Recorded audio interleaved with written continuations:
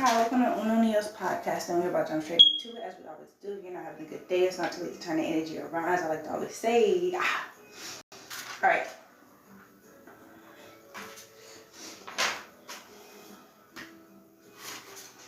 Okay, so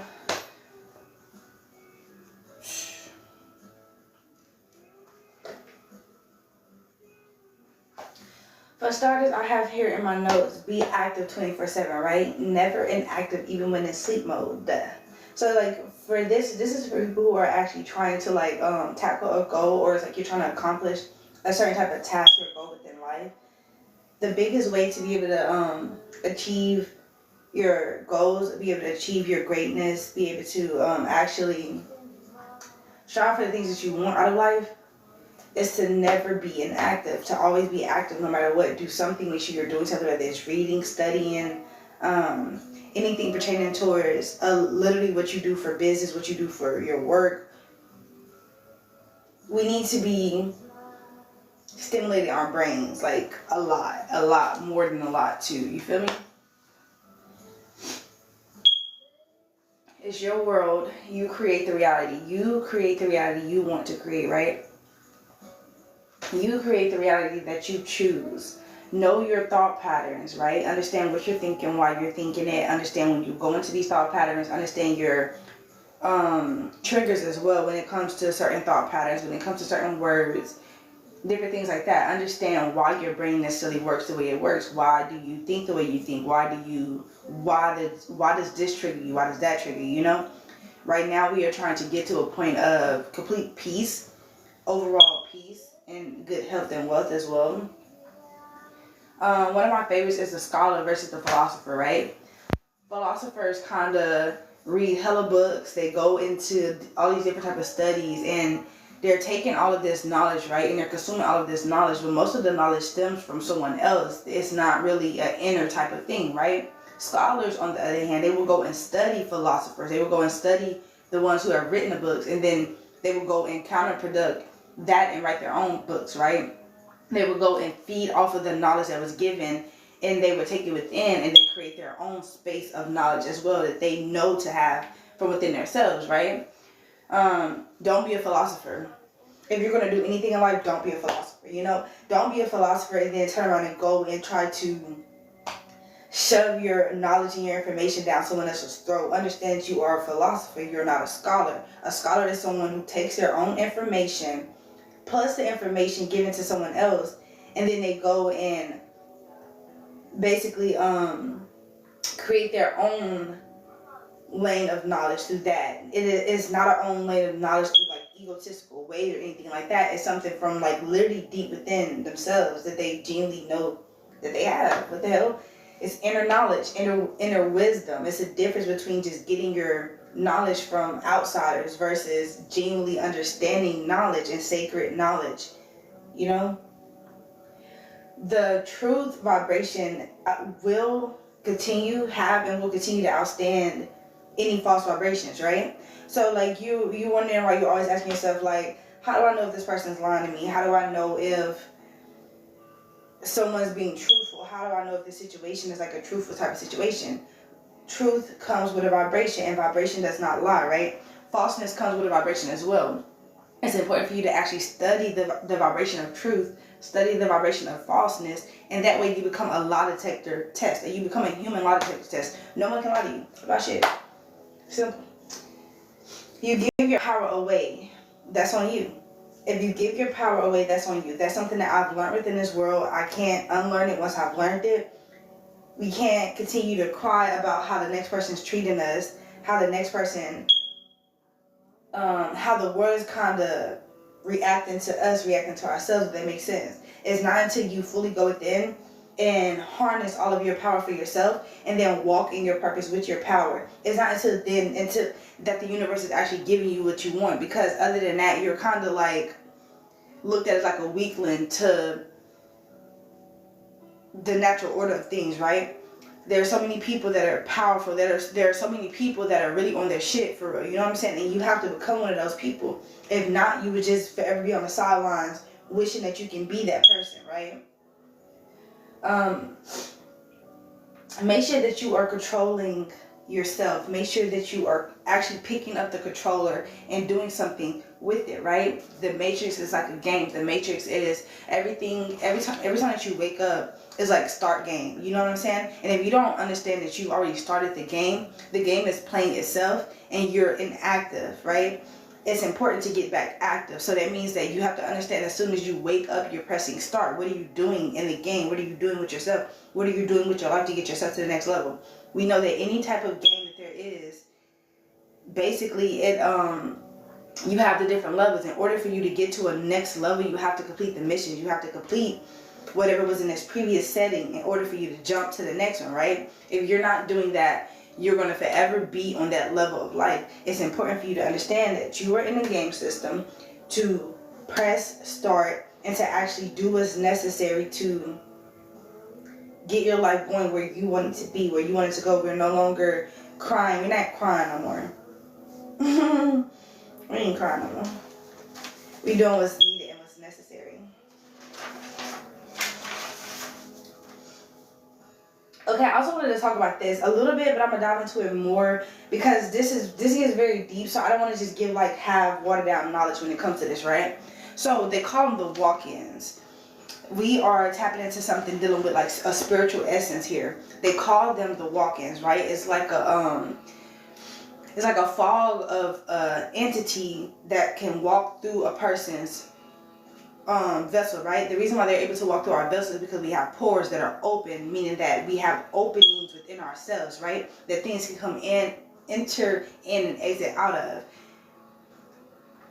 What's so dangerous about these walk-ins is that they don't necessarily, for one, they're not staying long, right? So you hardly ever even notice that they just walk through you and past you. And in the process of them walking through you and past you, they are doing things. They are more than likely causing conflict upon your life, the people that surround you, the people that you love. Like, have you ever just like walked in, like you walk into work, you walk in a building, right? And as soon as you walk in, you just get a freaking sense of aggravation that goes over you, and for the rest of the day, you're kind of like sitting in that energy, and you might even like rub this off onto other people. You might be a little bit snappy or whatever the case is, but prior to you walking in that building, you were perfectly fine.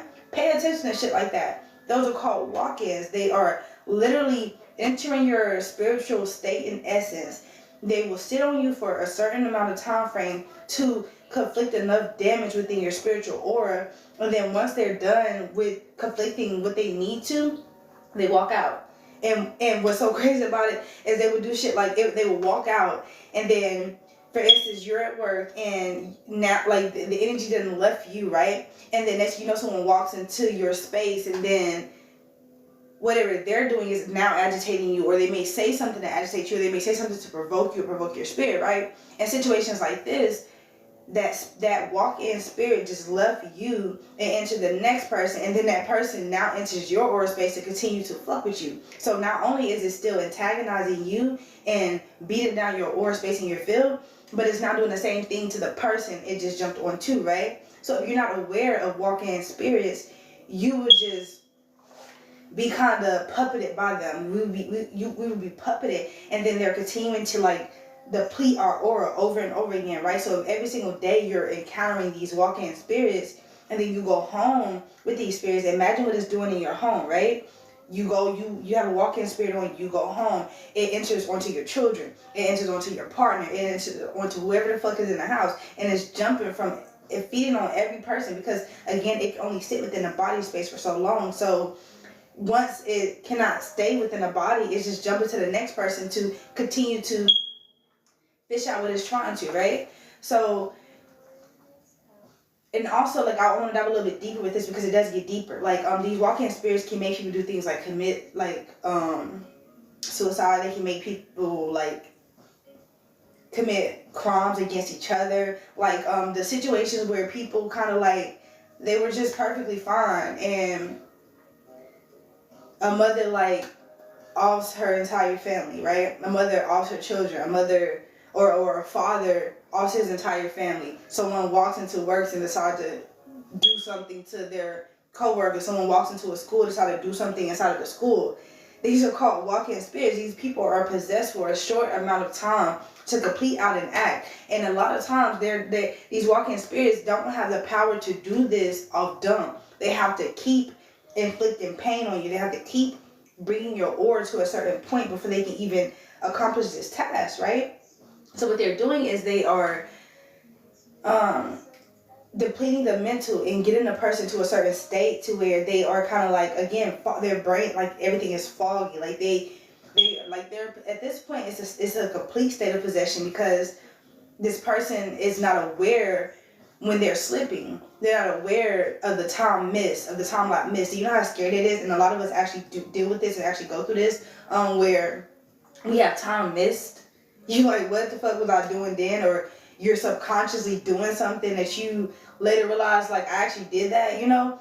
Pay attention to things like that. Pay attention to the step processes of how they're necessarily like showing themselves, you know, and they're very tricky. They're a trickster. So if you're not aware of it, it's literally continue to inflict the pain until it gets to a point like this, making a person do something to their children, themselves.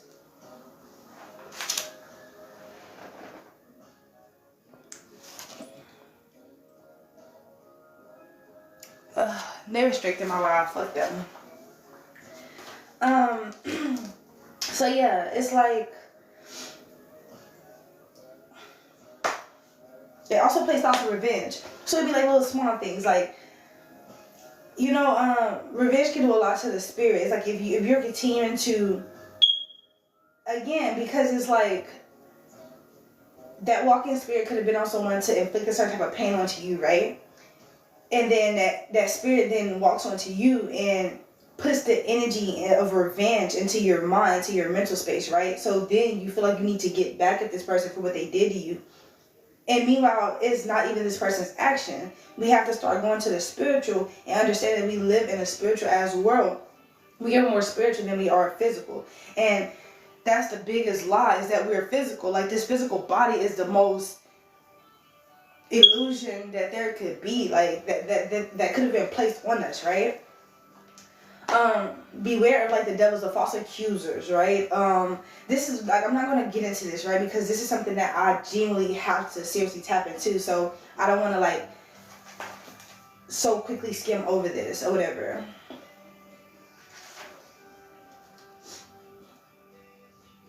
I will be back on here though. I just plan on getting on here for a little bit. I will be back. Make sure you guys are hitting the follow button, liking the content as well.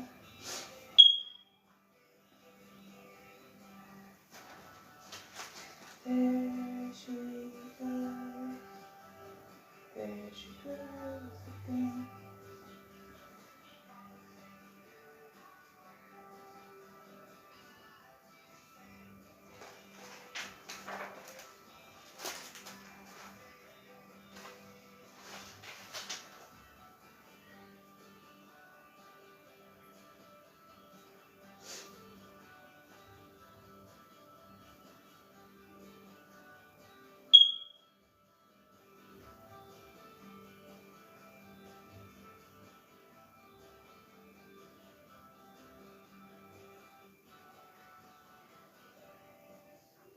Okay, I guess I can tap into this just a little bit, right?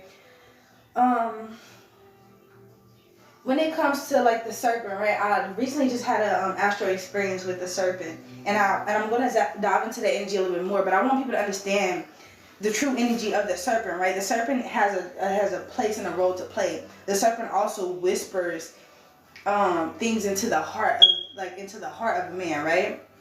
So with this here is like, if we're not aware that we have the serpent's energy within us, if we're not aware that we come from this energy as well, if we're not aware that it's literally a part of us, right? A lot of things are more spiritually symbolic than it is. It's more metaphoric, right? So it's like understanding that we naturally are born hearing this hiss. We're naturally born hearing the serpent's whispers, right? The thing is, you're supposed to be able to withstand not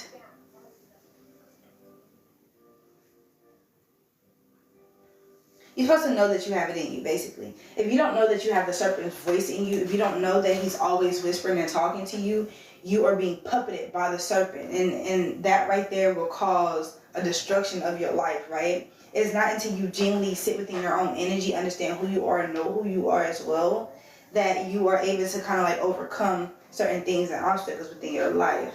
So soup is ready. I'm getting off this though.